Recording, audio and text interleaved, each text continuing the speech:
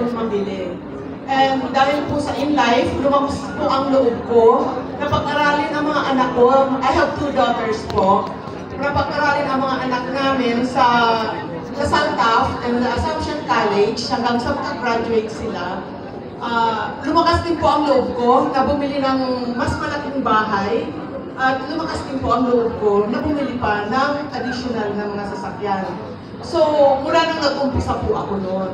So, kung employee po ako, kaya ako po kinikwento ito. Kasi kung employee po ako, kunyari, fixed salary lang, definitely hindi po ako magkakalakas ng loob. Kasi, syempre, alam ko na kung magkano ang kikitain ko. So, para maranasan din natin po, para hindi ninyo maisip na parang, ay, nagkikwento lang yan, hindi naman totoo. Mararanasan nyo po yan pag kayo talaga ay nagsipag at maging masunurin sa mga managers ninyo. Nakakatuwa yun, no? Parang ako naman namin sa lugar. Talaga yung hard work mo, equivalent sa mag-receive mo yung makukuha mo. And